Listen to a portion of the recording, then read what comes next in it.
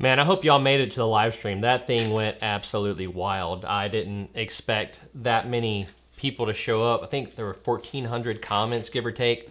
That was a good time. We're gonna do it again December 17th at 7 p.m. So put it in your calendars. I'll be reminding you as we go along. I've made a bunch of improvements to it since the one we had. I have some software to pick winners and that kind of thing. But great turnout. Thank you so much. For you guys that missed it, be sure and follow me on Facebook and my business page on Facebook, Captain Caleb TV or Caleb McCumber. You're gonna get more out of the Captain Caleb TV. I'm gonna be posting updates. I'm gonna be letting you know when it is up until right before we go live. So for you guys that messaged me and said, "Man, we missed it," be sure you're following that, and you'll find it there. Turn on notifications on YouTube. There's a little bell beside the subscribe button. That'll notify you when I go live, when I post new videos, and all that kind of stuff. And while you're at it, if you like these videos, hit like. It helps YouTube's algorithm say, all right, this channel doesn't suck, and we're gonna tell more people about it. So with that being said, let's get into December, what I'm looking for, what I like, what is worth taking off of work for.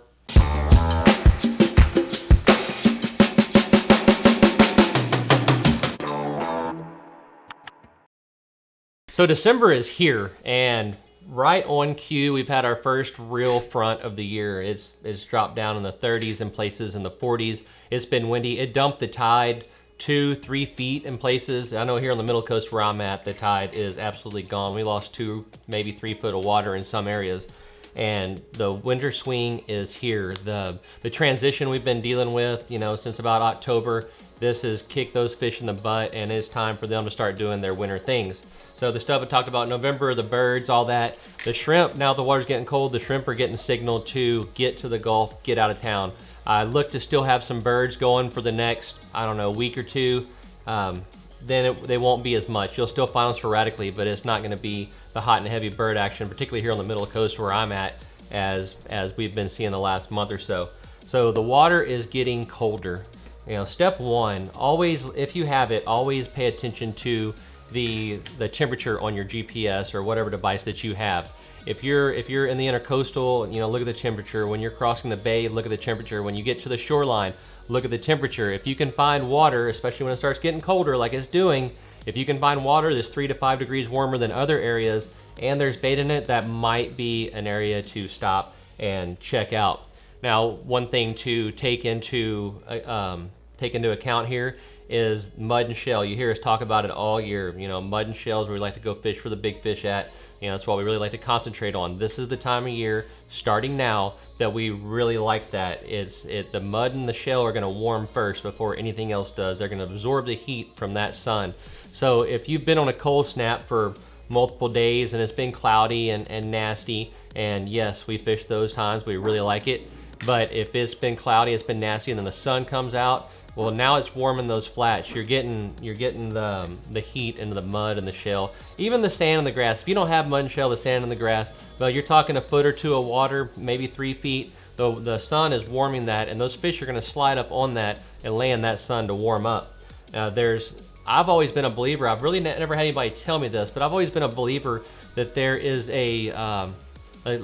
maybe a teeter-totter through the season. So right now, the deeper water in the middle of the bay, it's at its ambient temperature, right? But then these fronts come through and there's a lot of wind, so it's rolling the water, it's cold. Right now, I feel like the shallows are going to get cold faster than the deeper water.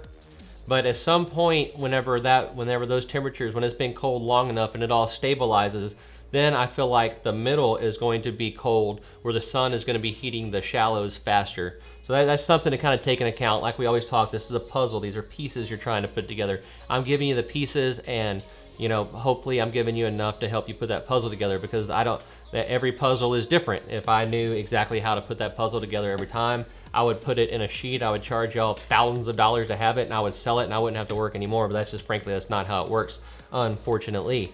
So we got the warming trends on the flats. The other thing I look for is when the water's colder, just kind of thinking about, again, the puzzle mentality. If the water's all cold out here, where could there be warmer water at? Well, if you've got back lakes and marshes that are draining into the bay, and those are shallow water, then in theory, it makes sense to me that that shallow water is going to heat up from the sun and the ambient temperature faster than the water that's a little bit deeper in the bay. So as that water is draining out, then you're bringing warmer water into the bay from there. If you're on the shoreline that's by the intercoastal and you've got an incoming tide, that deeper water in that intercoastal is going to be warmer than that shallower water, you know, there where you're waiting at, or drifting or whatever it is. So when the tide comes in, then the warmer water is being pulled out of the intercoastal into your bay. So again, it's a puzzle, it's pieces. Where's the warmer water gonna come to make this fish feel better? And I honestly feel like that even the fish that live in the intercoastal, they're gonna slide in with that warmer water, they're gonna feed, and then when the tide starts going out, they're gonna slide back out with it. So if you're fishing an outgoing tide, you know, maybe think about that. Where is this water coming from and where's it going to? All right, next thing, bait. The bait is about to get bigger. You're gonna quit seeing so much little bait out there. You're gonna see bigger bait. You're not gonna see as much of it. It's not gonna take as much of it to make me stop and get out of the boat. If I stop and look at an area that I feel good about and I see, you know, 2 or 3 pieces, and I'm not talking the horse mullet that are this long, but you know, you're still talking 6, 8 inch mullet. If I see those guys flipping around in there and I really haven't seen bait anywhere else, that's probably something that I'm really gonna focus on. I'm not looking for the little stuff anymore. And I am talking about a little bit later in December. Right now, you're still gonna have some small bait, you're still gonna have the shrimp, but I'm trying to cover the whole month here. I finally got one out on time for the first part of the month. So those are the keys that I'm looking for. What days would I take off of work? I would take off of work if it's been nasty for several days and I feel like that sun's gonna get out and warm it up for me, and I'm the kind of fisherman that doesn't like to be uncomfortable. Now there's always the couple of days after a front that can be tough. You know, the barometer goes up, it stays there. And so those are the days that it's kind of a toss up. Now, me personally, for the past decade or longer, the days that I've taken off is whenever there's a front coming in, especially if I can find it, you know, coming in mid-morning to mid-afternoon. That way I can get out on the bay, I can find water that looks good, I can find somewhere that I'm safe. I'm gonna pay very close attention to that front, how strong it is, the wind direction, all that kind of stuff too. I don't want to get caught on a shoreline where I have to cross a bay with a big front coming through. It happened to some friends yesterday, the day before, and created quite the situation. So you want to pay attention to all that. You want to use some common sense and be safe. But the days that I will take off were the days that the front is coming in daylight hours. I can go find my spot, I can find some bait, I can find some water movement where I think fish are at, and then I'm gonna be fishing up until the front hits, and then a little bit past it. I'm not gonna sit there until it's already through, as when it hits, and maybe the hour after. Usually you're gonna get a really calm, flat moment before the front, and then the wind's just gonna smack you, and usually the fishing will kind of go haywire right there. One thing that I can offer is I've noticed that before the front hits, the wind will kind of die from wherever direction it's at, and then I'll get kind of a little puff of wind from the west, and that's that wind shifting back around.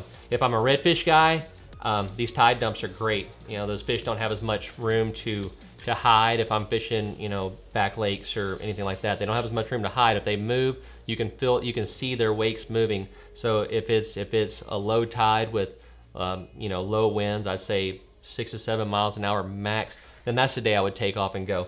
So, hey, you guys get out there. We'll see you next week. Again, live stream December 17th, 7 p.m. Go have fun, catch a big fish, and we will catch you on the next one.